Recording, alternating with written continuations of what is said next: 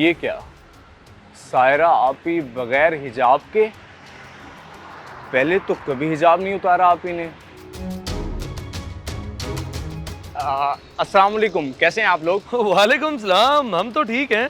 तुम यहाँ क्या कर रहे हो भाई? वो मैं यहाँ एक दोस्त के साथ किसी काम से आया हुआ था, आप लोगों को देखा तो सोचा सलाम ही कर लूँ। अच्छा अच्छा, सायरा तुम भाई से 2 मिनट बातें करो, मैं एटीएम होकर अभी आया।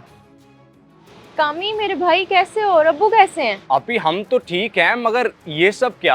आप और बगैर हिजाब के शादी के 10-12 दिनों में इतनी बड़ी तब्दीली कैसे? और फरहान भाई ने आपको हिजाब उतारने से रोका नहीं? मेरे भाई तू परेशान ना हो, शादी के बाद बहुत सी चीजों में तब्दीली आ जाती है। तू अभी छोटा है, तू नहीं समझेगा। खैर ये बता, तेरी पढ़ाई कैसी जा रही है? आप बात को घुमाने की कोशिश ना करें। अब्बू ने तो आपको हिजाब की आदत डलवाई थी और अब मैं तुझे कैसे समझाऊं कामी? अच्छा चुप चुप, फरहान के सामने कोई बात ना करियो।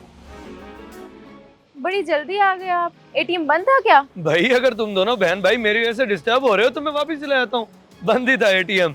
कामी तुम तो आते ही नहीं हो, अंकल को लेके आओ ना कभी हमारे घर। जी भाईजान, बस मैं स्टडीज में बिजी रहता हूँ ना, इसीलिए मैं ले आऊँगा अब्बू को। चलें ठीक है, मैं चलता हूँ, अल्लाह हाफिज।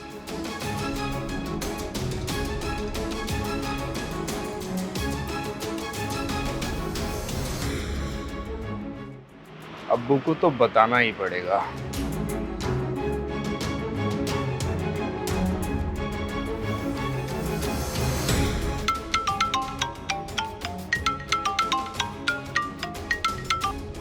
हेलो। हाँ बेटा, मैं तुझे ही कॉल करने लगा था। अच्छा हुआ तेरी कॉल आ गई। आते हुए ना गैस का बिल भरता आइयो, आज लास्ट डेट है उसकी। जी अब्बू, भरता आऊँगा। अच्छा बात तो सुने, मैंने अभी अभी सायरा आपी को देखा है हकी सेंटर के बाहर, बगैर हिजाब के, गले में दुपट्टा डाल के जा रही थी। फरहान भाई भी साथ थे। क्या कह रहा है तू? तबीयत तो ठीक है तेरी? सायरा और बगैर हिजाब के? मैं नहीं मानता, नामुमकिन। ज़रूर तूने किसी और को देखा होगा, गलत फहमी हुई है तुझे। अब्बू मुझे गलत फहमी कैसे हो सकती है? वो मेरी बहन है, कोई गैर थोड़ा। यहाँ तक कि मैंने सायरा आपी से पूछा भी था हिजाब के बारे में, वो जवाब देने की बजाय बात को घुमाने लग गई। मुझे तो यकीन ही नहीं हो रहा, सायरा ऐसे कैसे कर सकती है? 8 साल की थी तब से हिजाब करती है ये, और अब शादी के बाद? जी मुझे भी नहीं हो रहा था, इसीलिए फ़ौरन आपको बताया। अच्छा चल ठीक है, मैं देखता हूँ।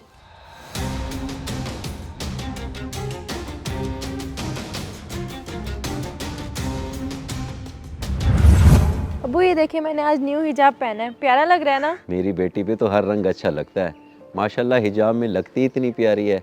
अच्छा बेटी, वो अपनी सहेलियों को भी कहो कि हिजाब पहना करें। मैंने 1-2 बार देखा है, सिर्फ दुपट्टा गले में डाला होता है, सर पे भी नहीं पहनती। मैं तो कहती रहती हूँ उनको अब्बू, वो मानती ही नहीं है। मगर मैं अपनी कोशिश पूरी जारी रखूँगी।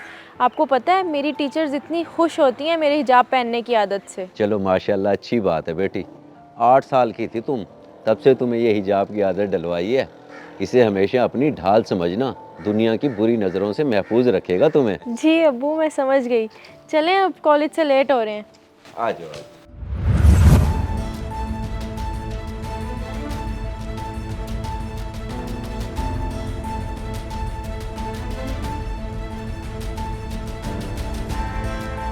शुक्र है अब्बू, आपको बेटी की याद तो आई।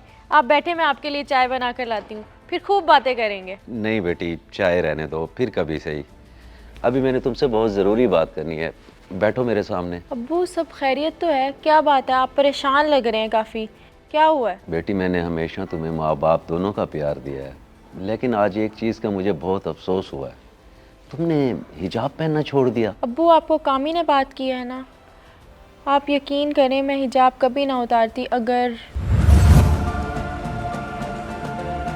चलें फरहान, मैं रेडी हूँ। ये क्या सायरा, मासी बन के क्यों आ गई हो? तुम्हारी शादी एक मॉडर्न बंदे से हुई है, तुम भी मॉडर्न बन के रहा करो। अगर बाहर भी जा रही हो तो तुम्हारी मॉडर्न लुक होनी चाहिए, ना के बाजियों वाली। लेकिन फरहान, मैं तो कभी भी घर से बाहर बगैर हिजाब के नहीं निकली, तो फिर अब कैसे? तो ठीक है, फिर तुम घर ही बैठो। इस हुलिये में तो तुम मेरे साथ बाहर जाने के काबिल नहीं हो। कमाल है, शौहर की बात की अहमियत ही नहीं है कोई। शादी के बाद आज पहली बार फरहान के साथ कहीं बाहर जा रही थी। वो ओपन माइंडेड है, कहते हैं मॉडर्न बन के रहा करो। अब उनका हुक्म तो नहीं डाल सकती थी ना अब्बू। अच्छा ठीक है बेटी, जाहिर सी बात है, शादी के बाद शोहर का हुक्म मानना तुम्हारी जिम्मेदारी है। चलो मैं खुद बात करता हूँ फरहान से। अब्बू आप प्लीज़ उनसे आराम से बात कीजिएगा, गुस्सा नहीं। बेटी मैं बाप हूँ तुम्हारा, फिक्र ना करो। मैं कभी भी कोई ऐसा कदम नहीं उठाऊंगा जिससे तुम्हारा घर खराब हो। और फरहान माशाल्लाह बहुत ही अच्छा और समझदार लड़का है। मुझे उम्मीद है कि मेरी बात उसे ज़रूर समझ आ जाएगी।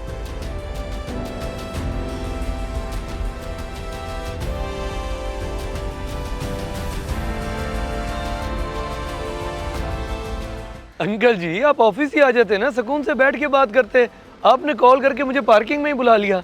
मुझे अच्छा नहीं लग रहा कि पहली दफ़ा आप आए भी हैं और यूं बाहर ठहरे हैं। नहीं नहीं फरहान बेटा, कोई बात नहीं, मैं इधर भी ठीक हूँ। बस वो ससुर और दामाद की कुछ पर्सनल बातें भी तो होती है ना, अब सबके सामने तो नहीं की जा सकती।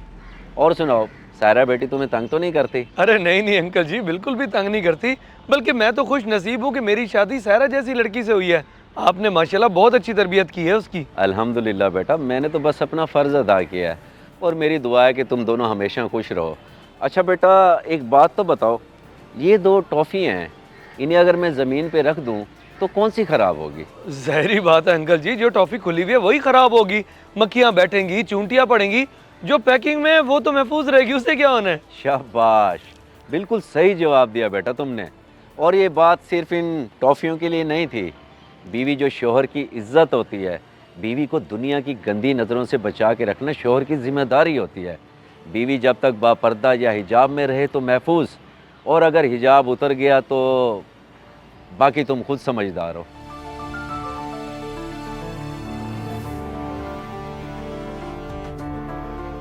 बीवी जो शोहर की इज्जत होती है, बीवी को दुनिया की गंदी नज़रों से बचा के रखना शोहर की जिम्मेदारी होती है। बीवी जब तक बापर्दा या हिजाब में रहे तो महफूज, और अगर हिजाब उतर गया तो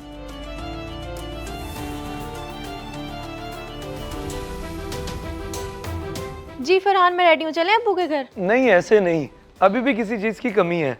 सही से तैयार नहीं हुई तुम। क्या मतलब है सही से तैयार नहीं हुई? जैसा आप चाहते हैं वैसे ही तो तैयार हुई हूँ। तो फिर अब किस चीज़ की कमी है? हिजाब की कमी है। हिजाब कर लो फिर चलते हैं, क्योंकि मैं नहीं चाहता कि लोगों की नज़रें तुम पर पड़ें। तुम जैसे पहले हिजाब किया करती थी अब भी वैसे ही किया करोगी। सच्ची? जी ठीक है, मैं अभी हिजाब पहन के आती हूँ।